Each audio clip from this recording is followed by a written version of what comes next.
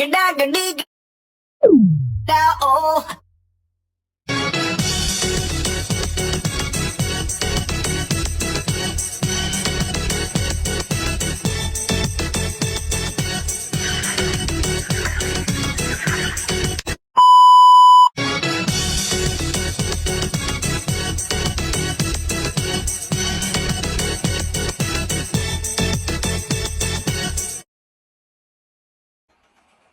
Eh, Baik, Assalamualaikum warahmatullahi wabarakatuh. Perkenalkan, nama saya Rizky Ade Feranda dari kelas 5A Hukum Humanitar. Yang dimana saya di sini akan menjelaskan tentang 7 prinsip dalam hukum humanitar internasional. Baik, yang pertama ada prinsip kemanusiaan. Prinsip ini lebih menekankan kepada bahwa perlunya perlakuan manusiawi terhadap semua orang yang tidak atau tidak lagi terlibat dalam permusuhan, termasuk warga sipil, personel medis, dan mereka yang terluka. Adapun pasal terkait prinsip kemanusiaan ini terdapat pada Konvensi Jenewa 1949 pasal 3 yang mengatur tentang perlakuan manusiawi terhadap orang-orang yang tidak terlibat langsung dalam konflik bersenjata tanpa membedakan antara pihak-pihak yang terlibat.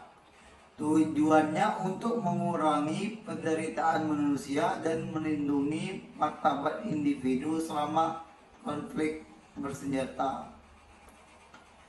Yang kedua ada prinsip perbedaan atau distinction. Prinsip ini mewajibkan bahwa pihak-pihak dalam konflik untuk membedakan antara kombatan atau pejuang dan non-kombatan atau warga sipil, serta antara sasaran militer dan objek sipil. Hal ini terkait dalam pasal protokol tambahan 1 1977 pasal 48 menegaskan bahwa semua operasi militer harus membedakan antara sasaran militer dan objek sipil untuk menghindari serangan yang tidak sah. Tujuannya untuk melindungi warga sipil atau objek sipil dari serangan langsung, serta meminimalkan dampak konflik terhadap mereka yang tidak terlibat dalam permusuhan. Yang ketiga ada prinsip proporsionalitas. Prinsip ini melarang serangan yang menyebabkan kerusakan berlebihan terhadap warga sipil atau objek sipil jika dibandingkan dengan keuntungan militer yang diharapkan. Tertuang dalam pasal protokol tambahan 1 1977 pasal 51 ayat 5 B melarang serangan yang mungkin menyebabkan kerusakan yang berlebihan terhadap sipil. Tujuannya untuk menghindari penderitaan yang tidak perlu bagi warga sipil dan memastikan bahwa dampak militer tidak melebihi keuntungan strategis. Yang keempat ada prinsip kewajiban perlindungan dan perawatan. Prinsip ini mengharuskan bahwa pihak-pihak yang terlibat dalam konflik untuk memberikan perlindungan atau perawatan yang memadai bagi mereka yang terluka atau sakit, serta bagi mereka yang tidak dapat melawan. Tertuang dalam pasal Konvensi Jenewa 1949 pasal 12 yang mengatur tentang perlindungan dan perawatan bagi orang-orang yang terluka dan sakit. Tujuannya untuk memastikan bahwa mereka yang membutuhkan perawatan medis selama konflik mendapatkannya dan dilindungi dari bahaya. Yang kelima ada prinsip larangan serangan terhadap objek sipil. Prinsip ini melarang serangan yang ditujukan ditujukan langsung terhadap objek sipil yang tidak memiliki fungsi militer dan membatasi serangan hanya pada objek yang digunakan untuk tujuan militer. Tertuang dalam pasal protokol tambahan 1977 pasal 52 ayat 1 yang melarang serangan terhadap objek sipil yang tidak berfungsi sebagai target militer.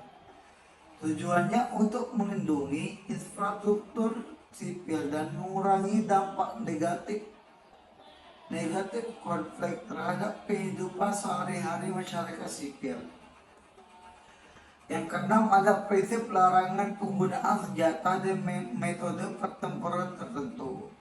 Prinsip ini melarang penggunaan senjata atau metode pertempuran yang dapat menyebabkan penderitaan berlebihan atau kerusakan yang tidak perlu.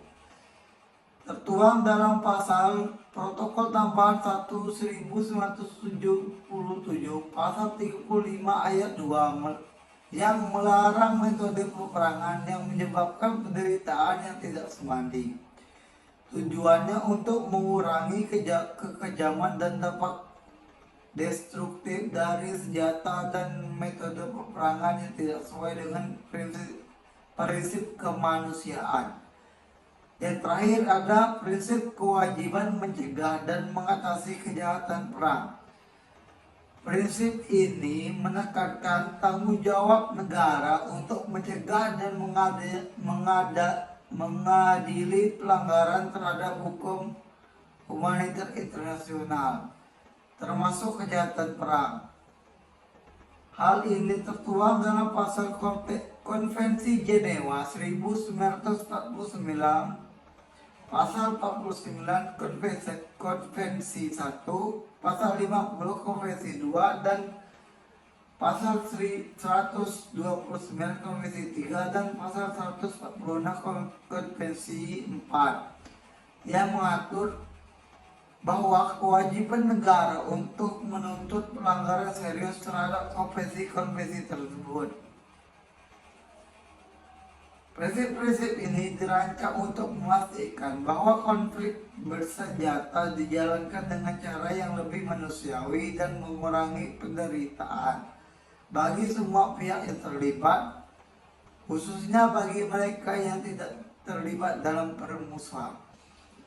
Baik, mungkin hanya itu yang bisa saya sampaikan dalam prinsip-prinsip hukum humaniter internasional ini. Saya akhiri. Wassalamualaikum warahmatullahi wabarakatuh.